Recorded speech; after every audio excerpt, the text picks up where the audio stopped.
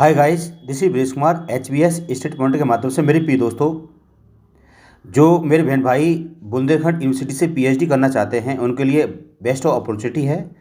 और ये सेकंड मौका मिला हुआ है। इसके फॉर्म वैसे तो दिसंबर निकले हुए थे, लेकिन इसके क्या है, इसकी डेट को एक्सटेंड करके इसकी डेट बढ़ा दी गई है।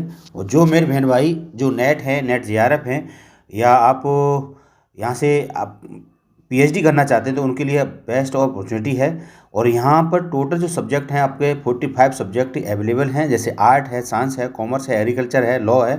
तो मेरे प्रिय दोस्तों, अगर हमारी वीडियो पसंद आती है प्लीज़ उसे लाइक, शेयर और सब्सक्राइब करें। तो देखते हैं क्या क्या दे रखा है नोटिफिकेशन में। तो ये आपका नोटिफिकेशन ये जारी हुआ था आपका दिसंबर में, लेकिन यहाँ बुंदेलखंड यूनिवर्सिटी ने उसको क्या एक्स डेट को एक्सटेंड कर दिया गया है और इसमें आपको लास्ट चांस मिल रहा है। जो मेरे बहन भाई यहाँ से पीएचडी करना चाहते हैं उनके लिए बेस्ट अपॉर्चुनिटी है। जैसे कि यहाँ पर यूजीसी नेट, जेआरएफ, सहित UGC CSIR NET, JRF, SLET, GATE और आईसीएआर के अकॉर्डिंग आपको जीपैट किया हुआ है, तो आप वो सारे बच्चे इसमें पात्र हैं। प्रवेश प्रक्रिया के संबंध से यहाँ पर अनवर विश्वविद्यालय वेबसाइट 27/12/2023 को दे रखा था, लेकिन इसको एक्सटेंड करके आपका लास्ट डेट जो पहले थी वो आपकी 31 जनवरी थी, और लेकिन इसकी डेट को बढ़ा दिया गया है। और यहाँ पर कैसे क्या क्या है इसके बाद हम चर्चा करते हैं। तो यहाँ पर आप जो इंग्लिश मीडियम बच्चे हैं वो इसको इंग्लिश में पढ़ सकते हैं। जैसे इसमें दे रखा है बुंदेलखंड यूनिवर्सिटी झांसी, जो जनरल आपके जो गाइडेंस है क्या क्या रखा है पीएचडी से रिलेटेड, वो 2023 और 4 के लिए है। और यहाँ पर अबाउट द पीएचडी प्रोग्राम और इसकी क्या है एलिजिबिलिटी क्या है, तो आपको सब पता है, मास्टर डिग्री होना चाहिए और अपने जो सब्जेक्ट है किसी भी स्ट्रीम से कर रहा हो उसको 51% हो, और SC ST OBC के लिए 5% छूट दी जाती है। एडमिशन प्रोसेस क्या है, एडमिशन प्रोसेस है जहाँ पर एग्जामिनेशन और एक एग्जामटेड, दो प्रकार के जो छात्र होंगे इसमें क्या है एलिजिबल होंगे। तो जिस तरह से आप देख रहे हैं रेगुलर टीचर यूनिवर्सिटी में जो टीचर जो टीचिंग कर रहा है वो उसके लिए एलिजिबल है। The SFS teacher university of the campus में पढ़ा रहा हो उनके लिए 5 ईयर्स की क्या है छूट मिलेगी इसमें। और वहीं आप देखेंगे कि all candidate who qualified UGC NET या इंक्लूड जेआरएफ सीएसआईआर नेट या इंक्लूड जेआरएफ या SLET GATE teacher fellowship holder ICAR NET include JRF shall also be exempted from the entrance test है। जो बहन भाई इससे यूजीसी नेट या आप जेआरएफ हैं या स्लेट हैं या गेट हैं तो इससे परीक्षा नहीं दे सकते, आप एग्जम्प्टेड हैं, आप आराम से सीधे इंटरव्यू दें। तो नेक्स्ट दे रखा है द यूनिवर्सिटी ऑफ द आपका ऐप जो arrange the interview by voice होगा आपका both types of the candidate which of the cell include of the presentation, आपको रिसर्च और इंटरेस्ट एरिया, आपको कौन सा रिसर्च वो एरिया है आपको वहाँ पर क्या है एक प्रपोजल बना के ले जाना पड़ेगा और वहाँ पर रिप्रेजेंट करना होगा अपने आप को। और सिलेबस आपका जो बच्चे इसमें फ्रेशर हैं, एमए हैं या एमएससी हैं, वो उन बच्चों के लिए सीधे क्या एग्जाम देना पड़ेगा। एग्जाम के बाद फिर मेरिट बनेगी, फिर इसके बाद आपका क्या है इंटरव्यू के लिए कॉल की जाएगी।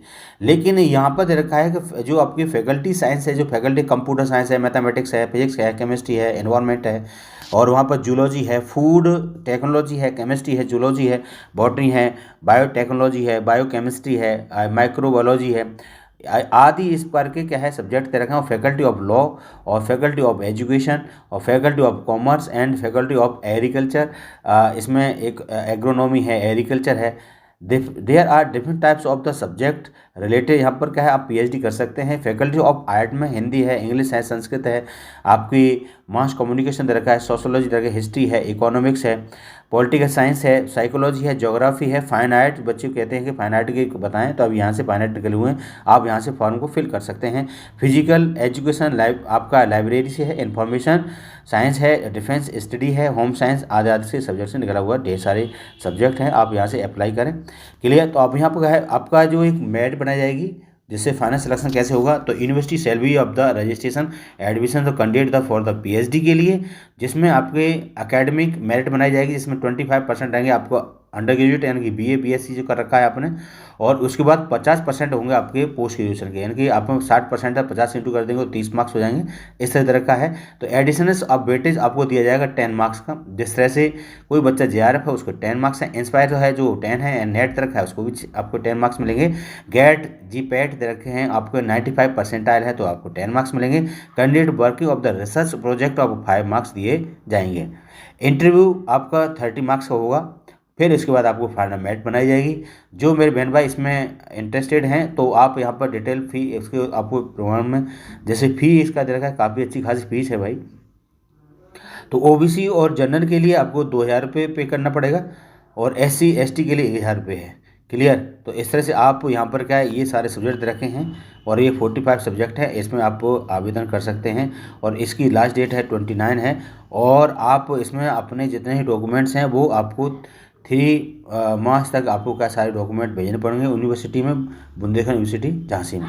Clear friend?